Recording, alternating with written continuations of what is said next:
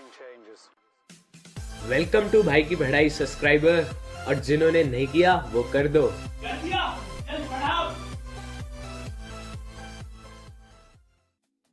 आओ दोस्तों आओ, आज का चैप्टर है light, reflection and refraction. In this chapter we will reflect upon our lives and see where we all messed it up. Well, for me it all started when my parents sent me to this mental institute for small young kids, also known as primary school. बस उस दिन के बाद से पूरी जिंदगी ही बदल गई। तो चलो अब इस जिंदगी के आईने से रियल लाइफ के आईने पे यानी मिरर पे आते हैं। सबने मिरर्स तो देखे ही होंगे। स्कूल के टॉयलेट में जाके जिसके सामने तुम अपने बालों को हवा में लहराते हो ना, उसे प्लेन मिरर कहते हैं। तो जो प्लेन मिरर होता है उसकी कुछ प्रॉपर्टीज होती हैं जो तुमने शायद खुद भी नोटिस की होंगी। जैसे कि जो इमेज मिरर में फॉर्म होती है वो वर्चुअल होती है, यानी उसको हम स्क्रीन पे ऑब्टेन नहीं कर सकते। दूसरा कि इमेज इरेक्ट होती है, यानी बिल्कुल सीधी। जहां तुम्हारा सर होता है वहीं तुम्हें अपना सर दिखता है और पैरों की जगह पे पैर दिखते हैं। अगर इमेज अपसाइड डाउन होती तो तुम्हें इमेज उल्टी दिखती, यानी सर की जगह पैर। तीसरा, इमेज का साइज भी सेम होता है, यानी अगर तुम 5 फीट के हो तो मिरर में भी तुम 5 फीट के ही दिखोगे। Fourth, image and object are equidistance from mirror, यानी जितना डिस्टेंस तुम्हारे और मिरर के बीच में होगा उतना ही डिस्टेंस इमेज और मिरर के बीच होगा। फिफ्थ, लैटरल इन्वर्जन, यानी मिरर का लेफ्ट और राइट एक्सचेंज हो जाते हैं, यानी जब तुम अपना लेफ्ट हैंड उठाओगे तो मिरर में ऐसा लगेगा कि तुमने अपना राइट हैंड उठाया है। चलो ये तो बड़ा इजी था और ये तो शायद तुम्हें पहले से ही पता होगा। अब मैं तुम्हें एक और चीज बताऊंगा जो तुम्हें पहले से ही पता होगी, लॉ ऑफ रिफ्लेक्शन। तो पहला लॉ है the angle of incidence is equal to the angle of reflection, और दूसरा लॉ है the incident ray and the normal to the mirror at the point of incidence and the reflected ray all lie in the same plane. चलो तो हम लोग 10th में हैं तो प्लेन वगैरह मिरर की तरफ तो हम देखते ही नहीं है। अब हमारा लेवल बढ़ गया है, अब हम कर्व्ड मिरर्स की बात करेंगे। दुनिया में 2 टाइप के कर्व्ड मिरर्स होते हैं, एक कॉनकेव मिरर और दूसरा कॉन्वेक्स मिरर, जिनको याद करने में थोड़ी सी दुविधा आती है कि कौन सा कॉनकेव है और कौन सा मिरर कॉन्वेक्स है। वो ऐसे याद कर सकते हैं कि कॉनकेव मिरर में केव आता है, यानी गुफा। तो जो मिरर गुफा टाइप होता है उसका नाम है कॉनकेव मिरर। चलो अब कुछ टर्म्स देखते हैं। पहला टर्म है पोल, यानी खंबा। तो स्फेरिकल मिरर का जो सेंटर होता है उसको हम पोल कहते हैं, इसे हम P से रिप्रेजेंट करते हैं। इसके बाद आता है सेंटर ऑफ कर्वेचर। तो ये जो स्फेरिकल मिरर होते हैं ये एक स्फेयर का पार्ट होते हैं, और इस स्फेयर का जो सेंटर होता है उसे हम सेंटर ऑफ कर्वेचर कहते हैं। इसको C से रिप्रेजेंट किया जाता है। अगला है radius of curvature. Radius of curvature होता है पोल और सेंटर ऑफ कर्वेचर के बीच का डिस्टेंस, और ये असल में उस स्फेयर का रेडियस भी होता है जिसका ये मिरर पार्ट है। और रेडियस ऑफ कर्वेचर को हम R से रिप्रेजेंट करते हैं। अब बारी है प्रिंसिपल एक्सिस की। ये वो स्ट्रेट लाइन है जो सेंटर ऑफ कर्वेचर और पोल से पास करती है। फिफ्थ है प्रिंसिपल फोकस, जिसे हम F से रिप्रेजेंट करते हैं। ये वो पॉइंट है जहां पर सारी पैरेलल रेज जो इन्फिनिटी से आती है और मिरर से टकराकर मिलती हैं, इस पॉइंट को हम प्रिंसिपल फोकस कहते हैं। फोकल लेंथ होती है पोल और फोकल पॉइंट के बीच का डिस्टेंस, और इसको हम लोग स्मॉल f से रिप्रेजेंट करते हैं। और तुम लोगों की नॉलेज के लिए बता दूं, focal length radius of curvature के हाफ के बराबर होता है, और इसे हमेशा याद रखना क्योंकि क्वेश्चन सॉल्व करते वक्त इसकी बहुत ज्यादा जरूरत पड़ने वाली है। और ये जो स्फेयर होता है जिसके ये स्फेरिकल मिरर पार्ट है, इसका जो डायामीटर होता है इसको हम अपर्चर कहते हैं। चलो तो आज के लिए इतना ही, मिलते हैं अगले एपिसोड में। तब तक मैं जाता हूं किसी प्राचीन गुफा में और अपनी ड्राइंग स्किल्स को सुधार के आता हूं। उन आदिवासी लोगों की ड्राइंग स्किल्स भी मुझसे ज्यादा अच्छी हैं।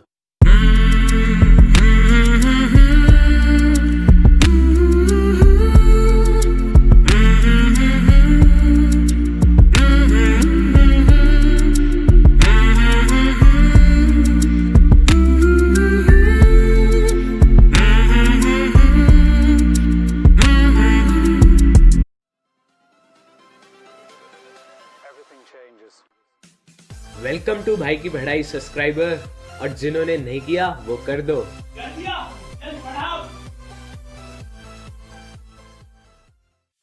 दोस्तों, मैं गुफा में गया था और उधर से मुझे कुछ ड्राइंग्स के रूल सीखने को मिले जो अब मैं तुम्हें बताऊंगा।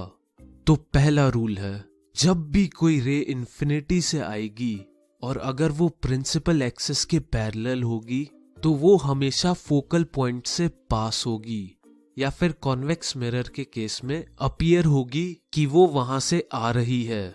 सेकंड रूल है, अगर कोई रे फोकल पॉइंट से गुजर के जाती है तो रिफ्लेक्ट होने के बाद वो प्रिंसिपल एक्सिस के पैरेलल हो जाएगी। थर्ड रूल है, अगर कोई रे सेंटर ऑफ कर्वेचर से गुजरती है तो वो रिफ्लेक्ट होने के बाद उसी रास्ते से चली जाएगी जिस रास्ते से वो आई थी। फोर्थ वही है कि angle of incidence angle of reflection के बराबर होगा, और ये तो लॉ है, तो ये तो हर टाइप के मिरर पे अप्लाई होगा, चाहे वो प्लेन हो या स्फेरिकल। चलो तो आदिवासियों से कुछ सीख लेते हुए अब मैं अपना हाथ ड्राइंग पे आजमाऊंगा। पहले हम कॉनकेव मिरर के साथ कलाकारी करेंगे। तो इस कलाकारी में हम ऑब्जेक्ट को इन्फिनिटी पे रखेंगे। तो ये देखो, इन्फिनिटी से जब रेज आएंगी तो वो सब प्रिंसिपल फोकस पॉइंट पे आके मिल जाएंगी। तो यहाँ साइज ऑफ द इमेज होगा बहुत ही छोटा, एक पॉइंट के बराबर, और ये इमेज रियल होगी और इन्वर्टेड भी। रियल यानी हम इस इमेज को स्क्रीन पे ऑब्टेन कर पाएंगे, और इन्वर्टेड मतलब ये इमेज अपसाइड डाउन होगी। चलो अब सेकंड केस पे, इसमें हम ऑब्जेक्ट को सेंटर ऑफ कर्वेचर के पीछे रखेंगे और इसकी जो इमेज है वो देखो कहां बनेगी।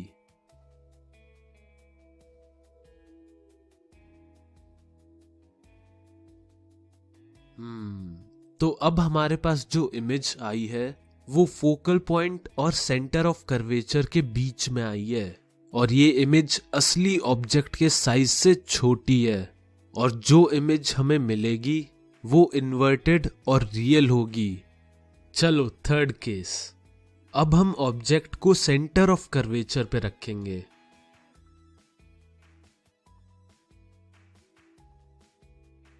इस बार हमें इमेज मिलेगी सेंटर ऑफ कर्वेचर पे ही, और ये इमेज भी सेम साइज की होगी, प्लस ये रियल और इन्वर्टेड है। अब थोड़ा सा और आगे कदम रखते हैं और ऑब्जेक्ट को इस बार सेंटर ऑफ कर्वेचर और फोकल पॉइंट के बीच में पटकते हैं, और अब ये रेज हमें दिखा रही है कि इमेज सेंटर ऑफ कर्वेचर के पीछे बनेगी, और ये इमेज रियल और इन्वर्टेड होगी, और इसका साइज असली ऑब्जेक्ट से बड़ा होगा। चलो अब एक और कदम आगे आ जाते हैं। अब हम ऑब्जेक्ट को फोकल पॉइंट पे रखते हैं, और अब हमें इमेज मिलेगी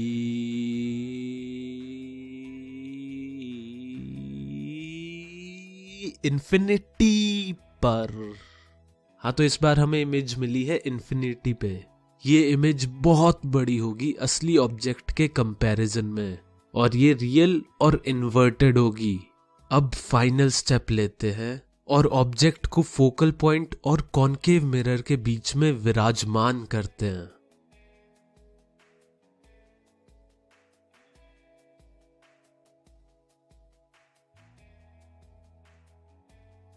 इस बार हमें ऑब्जेक्ट की इमेज पोल के पीछे यानी ये कह लो कि मिरर के पीछे मिलेगी। ये इमेज भी असली ऑब्जेक्ट से बड़ी होगी, लेकिन इस बार की जो इमेज है वो वर्चुअल होगी प्लस इरेक्ट होगी। तो अब बात ये आती है, ये सब पढ़ने का क्या फायदा है? इस मिरर को हम रियल लाइफ में कहीं यूज भी करते हैं कि नहीं?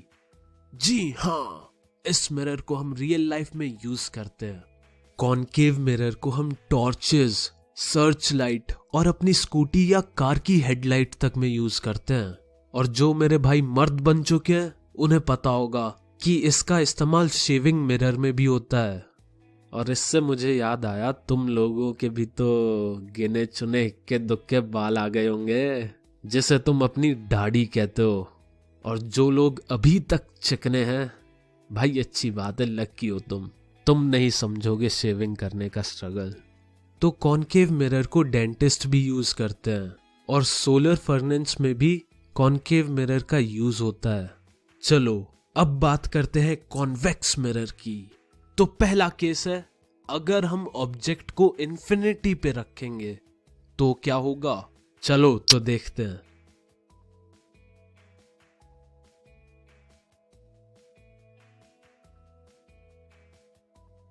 तो अब हमारे पास जो इमेज है वो हमें फोकस पे मिलती है, जो कि मिरर के पीछे है। और ये इमेज पॉइंट साइज्ड होती है, यानी बहुत ही छोटी, और ये वर्चुअल और इरेक्ट होती है। अब अगले केस में हम ऑब्जेक्ट को इन्फिनिटी और पोल के बीच में कहीं पे भी रख देते हैं।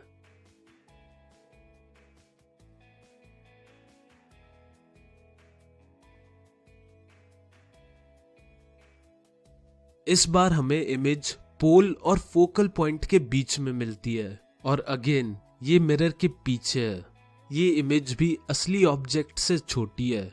इमेज मिरर के पीछे है तो ये वर्चुअल है और इरेक्ट नेचर की है।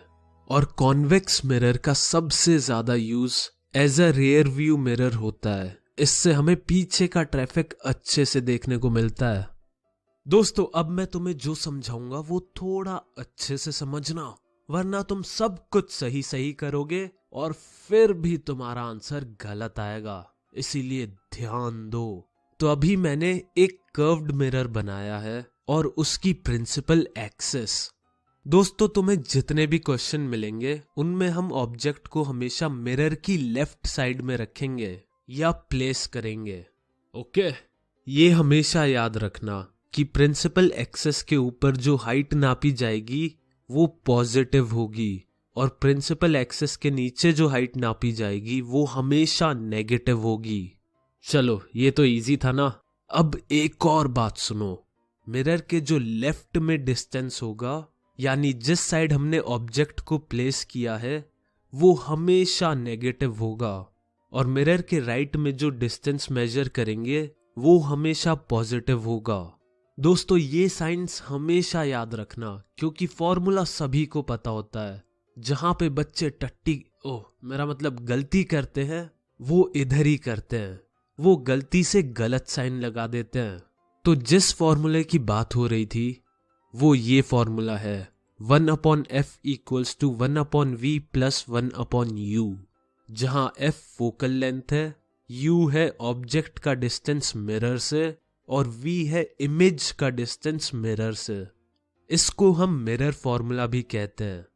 तो बेसिकली ये हमें बताता है कि अगर हम ऑब्जेक्ट को एक डिस्टेंस पे प्लेस करें तो उस ऑब्जेक्ट की हमें इमेज कहाँ पे दिखेगी।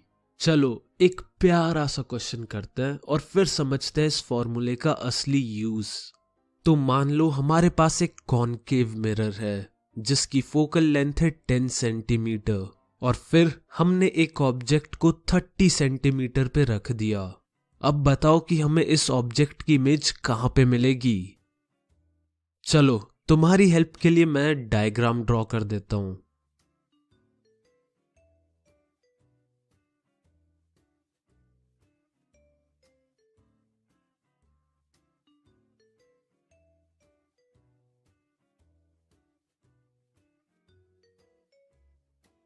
आओ सॉल्यूशन देखते हैं।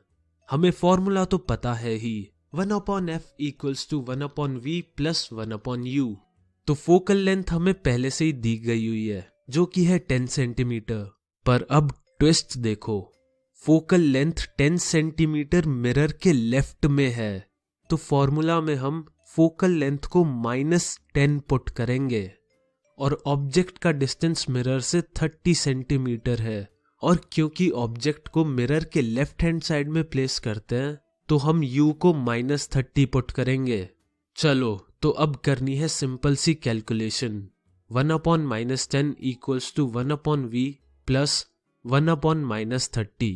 1 upon v equals to 1 upon -10 plus 1 upon 30, यानी 1 upon v equals to -3 plus 1 upon 30, जो कि हो जाएगा -2 अपॉन 30, यानी v इक्वल्स टू -30 अपॉन 2, यानी -15।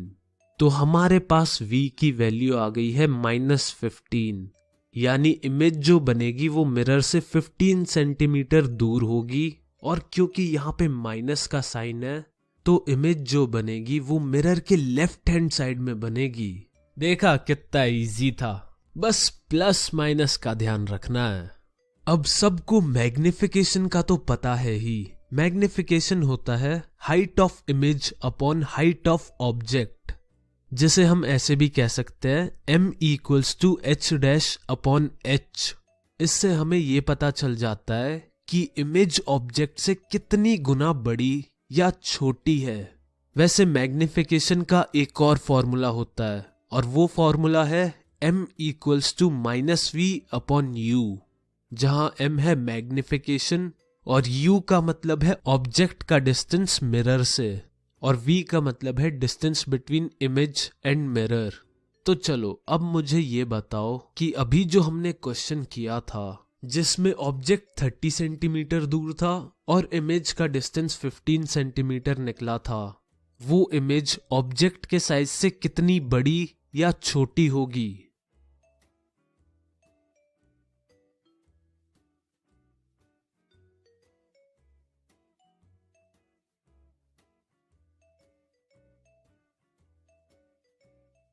अरे बिल्कुल सही। चलो अब सॉल्यूशन पे नजर दौड़ाते हैं। हमें फॉर्मूला तो पता है, m equals to -v upon u। v होगा -15 क्योंकि इमेज 15 सेंटीमीटर दूर है और लेफ्ट साइड में है, और u होगा -30 क्योंकि ऑब्जेक्ट 30 सेंटीमीटर दूर है और मिरर की लेफ्ट साइड में है। तो इजी कैलकुलेशन है। तो ये आ जाएगा -12। तो m की वैल्यू मिली है हमें -12, जो हमें ये बताती है कि इमेज ओरिजिनल ऑब्जेक्ट के आधे साइज के बराबर होगी, और नेगेटिव साइन ये बताता है कि इमेज प्रिंसिपल एक्सिस के नीचे होगी। चलो एक लास्ट क्वेश्चन।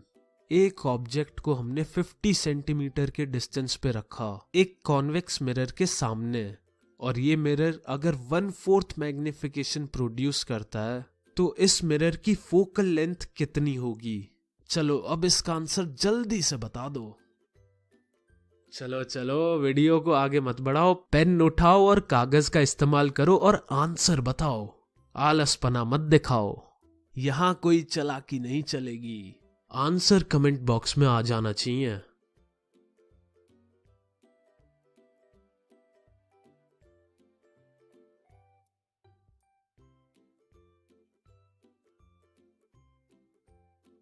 दोस्तों सॉल्यूशन बड़ा प्यारा है।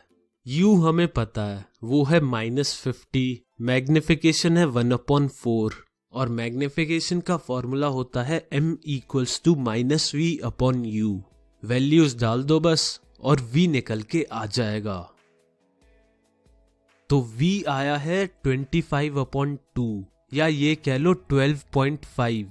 तो इसका मतलब है कि इमेज 12.5 सेंटीमीटर दूर है मिरर से और मिरर की राइट हैंड साइड में है।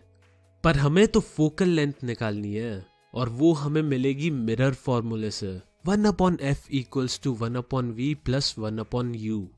बस अब वैल्यूज डाल दो और थोड़ी सी बेसिक मैथ्स करो। 1/f equals to 2/25 minus 1/50 equals to 4-1/50 यानी 3/50। तो f हो जाएगा 50/3 जो कि होता है 16.666 यानी फोकस मिरर के राइट हैंड साइड में है और पोल से 16.666 सेंटीमीटर दूर है और राइट हैंड साइड फोकस है। तो इसका मतलब है कि ये कॉन्वेक्स मिरर है, जो कि मैंने तुम्हें क्वेश्चन में ही बता दिया था। शाबाश, सबका आंसर सही आ गया। देख रहा हूं कमेंट बॉक्स 16.66666 से भरा पड़ा है। चलो फिर इसी बात पे एक ब्रेक हो जाए, मिलते हैं अगले एपिसोड में।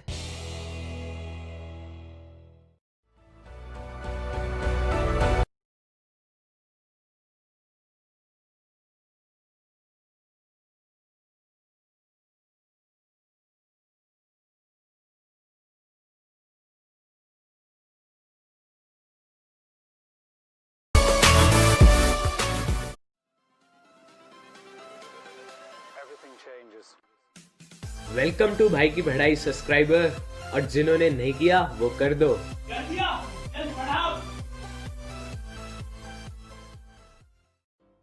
अब बारी है इस चैप्टर के सेकंड पार्ट की, यानी रिफ्रैक्शन की।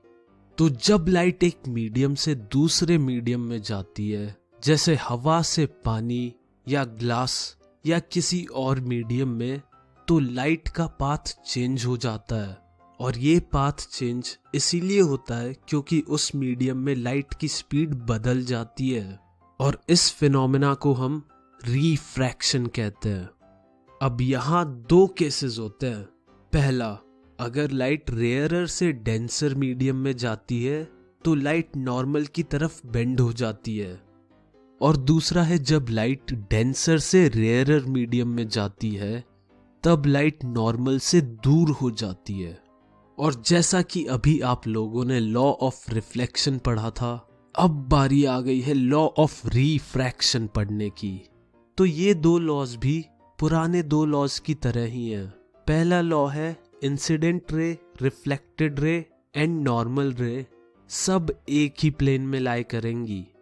और सेकंड लॉ है कि साइन एंगल ऑफ इंसिडेंट और साइन एंगल ऑफ रिफ्रैक्शन का रेशो हमेशा कांस्टेंट रहेगा, यानी sine I upon sine R equals to constant, और इसको हम स्नेल्स लॉ भी कहते हैं। और यहाँ जो हमें कांस्टेंट मिलता है, इसको हम सेकंड मीडियम का रिफ्रैक्टिव इंडेक्स कहते हैं with respect to first medium. और जिन्हें साइन वगैरह के बारे में कुछ नहीं पता तो कोई नहीं, थोड़ा सा इंतजार कर लो, ट्रिग्नोमेट्री सब सिखा देगी। ट्रिगो वैसे तो यार बहुत इजी चैप्टर है, बस प्रैक्टिस की बात है। और मेरे हिसाब से तो यार सब कुछ प्रैक्टिस पे डिपेंड करता है, और यही सीक्रेट है। जैसे रोटी बनाना या बैट बॉल खेलना या और कोई भी चीज हो लाइफ की, तुम बस प्रैक्टिस करते रहो और देखना तुम बेस्ट बन जाओगे। तो अगर तुम ये दो लॉज भूल भी जाओ ना तो भी कोई दिक्कत नहीं है, बस लाइफ में ये प्रैक्टिस वाला लॉ मत भूलना, और फिर देखना तुम्हारी लाइफ कैसे चेंज होती है। चलो बैक टू चैप्टर। और हाँ, वैसे ये साइन वाले फॉर्मूले पे कोई न्यूमेरिकल वगैरह नहीं आएगा, तो चिल करो। Refractive index of medium 2 with respect to medium 1 होता है speed of light in medium 1 और speed of light in medium 2 का रेशो। और अगर हम मीडियम 1 को एयर मान लेते हैं तो फिर जो रिफ्रैक्टिव इंडेक्स हमें मिलता है उसको हम एब्सोल्यूट रिफ्रैक्टिव इंडेक्स कहते हैं। बस तुम दो मीडियम के एब्सोल्यूट रिफ्रैक्टिव इंडेक्स जरूर से जरूर याद कर लेना। वाटर का होता है 1.33 और ग्लास का होता है 1.5। चलो अब एक क्वेश्चन करते हैं। अच्छा ये बताओ, लाइट किस में ज्यादा स्पीड से ट्रेवल करेगी, वाटर या ग्लास? दोनों की रिफ्रैक्टिव इंडेक्स अगर यही है 1.33 और 1.5। बिल्कुल सही, वाटर में लाइट ज्यादा स्पीड से ट्रेवल करेगी क्योंकि उसका रिफ्रैक्टिव इंडेक्स कम है। और ये तो हम फॉर्मूले से भी देख सकते हैं। Refractive index of medium is inversely proportional to speed of light in medium. यानी अगर रिफ्रैक्टिव इंडेक्स ज्यादा होगा तो स्पीड ऑफ लाइट कम हो जाएगी, और अगर रिफ्रैक्टिव इंडेक्स कम होगा तो स्पीड ऑफ लाइट बढ़ जाएगी। अच्छा, एक लास्ट क्वेश्चन और, अगर लाइट की स्पीड एयर में 3 × 10⁸ मीटर पर सेकंड है तो वाटर में कितनी होगी अगर वाटर का रिफ्रैक्टिव इंडेक्स है 4/3?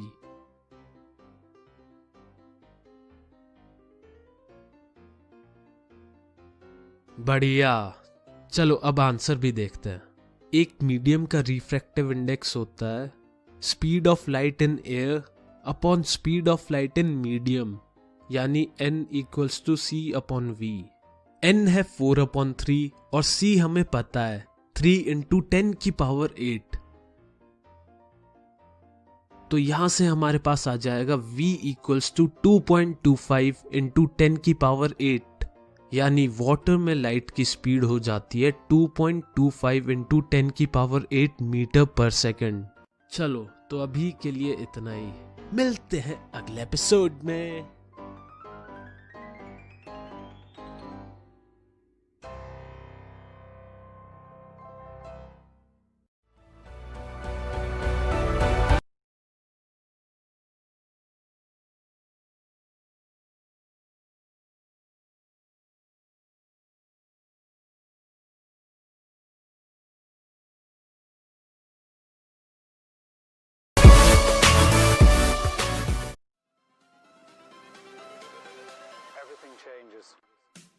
वेलकम टू भाई की पढ़ाई सब्सक्राइबर, और जिन्होंने नहीं किया वो कर दो।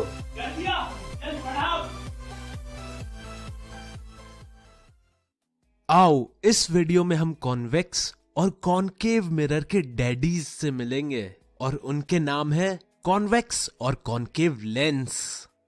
कॉनकेव लेंस ऐसा होता है, ये बीच से पतला और ऊपर नीचे से मोटा होता है। तो अगली बार कोई ऐसा इशारा करे तो समझ जाना उस बेचारे को कॉनकेव लेंस चाहिए। तो जब इन्फिनिटी से रेज आती है तो इस लेंस की वजह से वो फैल जाती हैं, तो इसीलिए कॉनकेव लेंस को डाइवर्जिंग लेंस भी कहा जाता है। अब कॉन्वेक्स लेंस, जो कि कॉनकेव लेंस का बिल्कुल ही ऑपोजिट है, उसकी बात करते हैं। कॉन्वेक्स बीच में से मोटा और एंड से पतला होता है। जब इन्फिनिटी से रेज इस पे गिरती है तो वो एक जगह आकर मिल जाती है, इसीलिए इसको कन्वर्जिंग लेंस भी कहा जाता है। अब इन लेंस के कुछ टर्म्स देखो जो हम बार बार यूज करेंगे। सेंटर ऑफ कर्वेचर, तो दोस्तों क्योंकि लेंस के 2 स्फेरिकल सरफेस होते हैं तो इसके 2 सेंटर ऑफ कर्वेचर भी होते हैं, जो उन 2 स्फेयर के सेंटर होते हैं जिनके ये स्फेरिकल सरफेस पार्ट होते हैं। सेकंड है प्रिंसिपल एक्सिस। प्रिंसिपल एक्सिस यहाँ पे उस स्ट्रेट लाइन को कहा जाता है जो दोनों सेंटर ऑफ कर्वेचर से पास करती है। और तीसरा है ऑप्टिकल सेंटर, तो जो लेंस का सेंटर होता है उसे हम ऑप्टिकल सेंटर कहते हैं। प्रिंसिपल फोकस भी सेम है। जब इन लेंस पे इन्फिनिटी से रेज आती है तो जहां ये आके मिलती है या अपीयर होती है मिलते हुए, उस पॉइंट को हम प्रिंसिपल फोकस कहते हैं। लेकिन एक बात का ध्यान रखना, लेंस के 2 प्रिंसिपल फोकस होते हैं, क्योंकि लाइट तो दोनों तरफ से आ सकती है। फोकल लेंथ, ये फोकस और ऑप्टिकल सेंटर के बीच का डिस्टेंस होता है। चलो अब रे डायग्राम बनाना सीखते हैं। फर्स्ट रूल है कि जब कोई रे प्रिंसिपल एक्सिस के पैरेलल आएगी और फिर लेंस से पास करेगी तो बाद में वो फोकस से पास करेगी या अपीयर होगी कि वो फोकस से पास हो रही है। सेकंड, जब कोई रे फोकस से गुजरेगी या गुजरने वाली होगी और फिर लेंस से पास होगी तो बाद में वो रे प्रिंसिपल एक्सिस के पैरेलल हो जाएगी और उसी डायरेक्शन में ट्रेवल करेगी। थर्ड, जो रे ऑप्टिकल सेंटर से पास करती है उसका डायरेक्शन चेंज नहीं होता, वो बस बिना डिस्टरबेंस के चलती चलती चली जाती है। और अब मेरी बारी है चलते चले जाने की। तब तक तुम अच्छे से ड्राइंग की प्रैक्टिस करना। अगले एपिसोड में मैं तुम्हारी ड्राइंग स्किल का टेस्ट लूंगा। चलो बाय। मिलते हैं अगले एपिसोड में।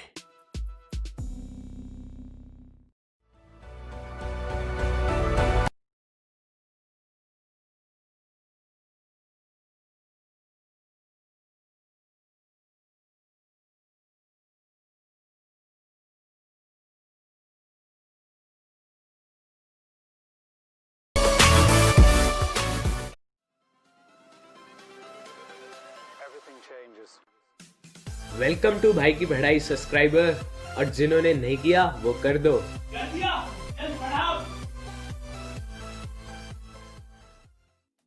आओ सब रेडी हो ना अपनी अपनी कलाकारी दिखाने के लिए, मेरा मतलब ड्राइंग स्किल शो ऑफ करने के लिए। और रेडी नहीं भी हो तो कोई बात नहीं, क्योंकि सारी ड्राइंग्स तो मुझे करनी है, तुम तो बस लाइक शेयर और कमेंट कर देना। चलो तो कॉन्वेक्स लेंस से शुरू करते हैं। तो अगर हम ऑब्जेक्ट को इन्फिनिटी पे रखेंगे तो इमेज उस फोकस पे बनेगी जो लेंस के पीछे होगा। इमेज पॉइंट साइज्ड होगी, यानी चुन्नी मुन्नी सी, और ये रियल और इन्वर्टेड होगी। अब अगर हम ऑब्जेक्ट को इन्फिनिटी और सेंटर ऑफ कर्वेचर के बीच कहीं पे उठा के पटक देंगे तो हमें इमेज लेंस की दूसरी तरफ फोकस और दूसरे सेंटर ऑफ कर्वेचर के बीच में मिलेगी, और ये इमेज ऑब्जेक्ट से छोटी होगी। इमेज रियल और इन्वर्टेड होगी। और अगर हम ऑब्जेक्ट को सेंटर ऑफ कर्वेचर पे रख देंगे तो हमें इमेज दूसरे सेंटर ऑफ कर्वेचर पे मिलेगी जो लेंस की दूसरी साइड पे है, और इमेज और ऑब्जेक्ट दोनों का साइज सेम होगा। ये इमेज जैसा कि तुम पहले से ही देख सकते हो रियल और इन्वर्टेड नेचर की होगी। चलो अब फोर्थ केस पे, जब हम ऑब्जेक्ट को सेंटर ऑफ कर्वेचर और प्रिंसिपल फोकस के बीच प्लेस करेंगे तो हमें इमेज मिलेगी दूसरे सेंटर ऑफ कर्वेचर के पार, और ये ऑब्जेक्ट से बड़ी होगी, प्लस रियल और इन्वर्टेड होगी। अब ऑब्जेक्ट को प्रिंसिपल फोकस पे बैठाने की बारी आ गई है, और इधर बैठाने के बाद हमें इमेज मिलती है इन्फिनिटी पर।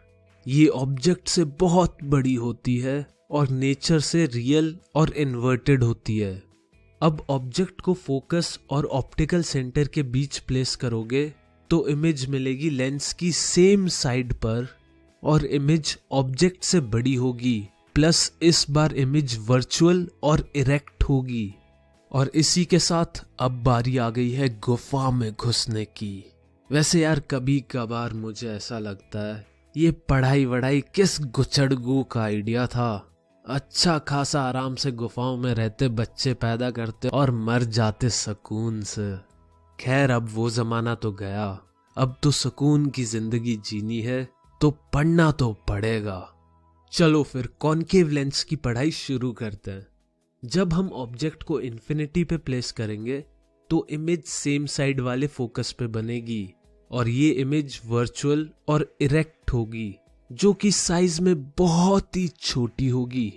और अब ऑब्जेक्ट को तुम कहीं पे भी पटक दो इन्फिनिटी और ऑप्टिकल सेंटर के बीच में, तो इमेज सेम साइड के फोकस और ऑप्टिकल सेंटर के बीच बनेगी, जो कि साइज में छोटी और नेचर वाइज वर्चुअल प्लस सीधी खड़ी हुई यानी इरेक्ट होगी। फाइनली हम आ गए हैं चैप्टर के फाइनल पार्ट पे। तो तुम लोगों को साइंस का तो पता ही है ना, प्रिंसिपल एक्सिस के ऊपर सब पॉजिटिव है और नीचे सब नेगेटिव, और ऑब्जेक्ट को हमेशा लेफ्ट साइड में रखना है, और फिर लेंस की लेफ्ट साइड नेगेटिव होगी और राइट साइड पॉजिटिव। अब एक चीज का ध्यान देना, कॉन्वेक्स लेंस की फोकल लेंथ को हम पॉजिटिव मानेंगे, क्योंकि जब लेफ्ट साइड से रेज आती हैं तो वो राइट साइड वाले फोकस पे मर्ज होती हैं। और रही बात कॉनकेव लेंस की, तो इसकी फोकल लेंथ हमेशा नेगेटिव होगी, क्योंकि जब लेफ्ट हैंड साइड से रेज आती है तो ऐसा लगता है कि वो सेम साइड वाले फोकस से डाइवर्ज हुई हैं। तो याद रखना, कॉन्वेक्स पॉजिटिव और कॉनकेव नेगेटिव।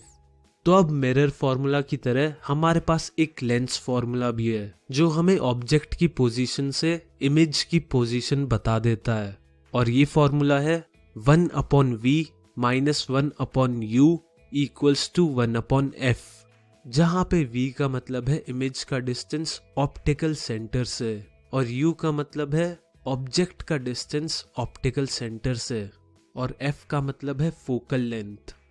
चलो तो इसी बात पे क्वेश्चन हो जाए।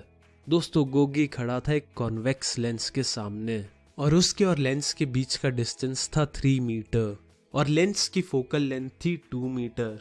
तो बताइए जनाब कि गोगी को उसका थोबड़ा या इमेज कहां दिखेगी? ला ला ला ला ला ला ला ला ला ला। अरे तुम्ही को कह रहा हूं मैं, आंसर ला ला ला ला ला ला ला ला ला ला। ले ले ले ले ले आंसर ले ले ले ले ले। बता क्या आंसर आया? सर 6। पक्का? मुझे -6 लग रहा है। अरे सर पक्का +6 होगा, चाहे तो शर्त लगा लो। शाबाश, यही काम करेगा तू। शर्त लगवा लो बस इससे। वैसे आंसर +6 ही है। बढ़िया, वेल डन। चलो एक बार सॉल्यूशन देखते हैं। लेंस फॉर्मूला हमें पता ही है, 1/v minus 1/u equals to 1/f। u दिया है 3 मीटर, पर क्योंकि गोगी लेफ्ट साइड में है तो u हो जाएगा -3 और फोकल लेंथ है 2 मीटर और कॉन्वेक्स लेंस की फोकल लेंथ हमेशा पॉजिटिव होती है तो f हो जाएगा +2।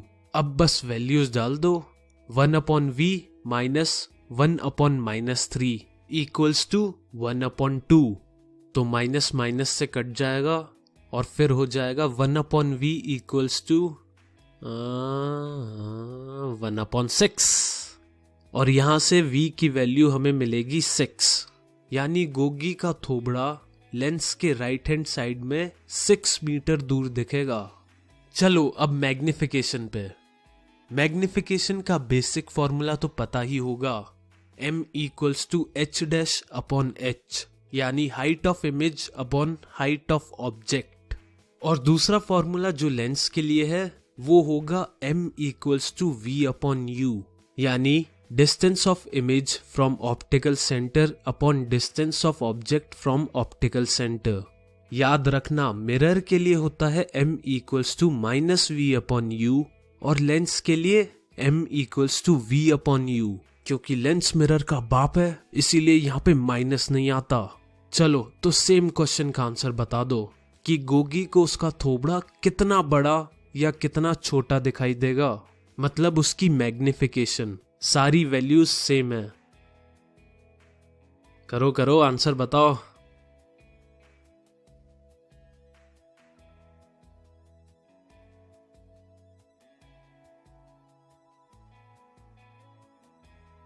चलो ये तो इजी था, फॉर्मूला पहले से ही पता है, m इक्वल्स टू v/u और v की वैल्यू हमने निकाली थी जो कि है +6 और u की वैल्यू हमें गिवन थी जो कि है -3। तो बस आंसर आ गया -2, यानी गोगी को अपनी शक्ल 2 गुना बड़ी दिखाई देगी प्लस उसकी शक्ल उसे उल्टी यानी इन्वर्टेड दिखाई देगी जो कि रियल होगी और प्रिंसिपल एक्सिस के नीचे होगी। चलो बढ़िया, अब हम बात करेंगे लेंस की पावर की। असल में फोकल लेंथ के रेसिप्रोकल को हम पावर ऑफ अ लेंस कहते हैं। तो इसकी तो डेफिनेशन से ही हमें फॉर्मूला मिल गया जो कि हो जाएगा P इक्वल्स टू 1/f, जहाँ पे P है पावर और F है फोकल लेंथ और P की SI यूनिट होती है डायोप्टर और इसे D से रिप्रेजेंट किया जाता है। तो जिस भी लेंस की पावर 1 डायोप्टर होती है समझ लेना उस लेंस की फोकल लेंथ 1 मीटर है। और अब मेन बात दोबारा से सुन लो, सेम पुराने लॉजिक से कॉन्वेक्स लेंस की पावर हमेशा पॉजिटिव में होगी क्योंकि उसकी फोकल लेंथ पॉजिटिव होती है और कॉन्केव लेंस की पावर हमेशा नेगेटिव में होगी। चलो तो एक क्वेश्चन करते हैं। एक लेंस की पावर है -0.5, तो बताओ वो कॉन्केव लेंस है या कॉन्वेक्स लेंस है? अरे बढ़िया, बिल्कुल सही दिमाग लगाया। ये कॉन्केव लेंस है क्योंकि पावर माइनस में है। चलो तो अब मुझे तुम ये बताओ कि इस लेंस की फोकल लेंथ क्या होगी? तो फॉर्मूला होता है P equals to 1/f। P हमें दिया गया है -0.5, तो उस हिसाब से F हो जाएगा -2, यानी फोकल लेंथ है 2 मीटर, और माइनस शो कर रहा है कि ये फोकल लेंथ कॉनकेव लेंस की है। तो दोस्तों लेंस का सफर यहीं खत्म हुआ, और मॉरल यही है, प्रैक्टिस प्रैक्टिस प्रैक्टिस। मैं तो कहता हूं कि प्रैक्टिस कर करके फाड़ दो, इतनी प्रैक्टिस करो कि साला तुम्हारा आंसर कभी गलत ही ना आए।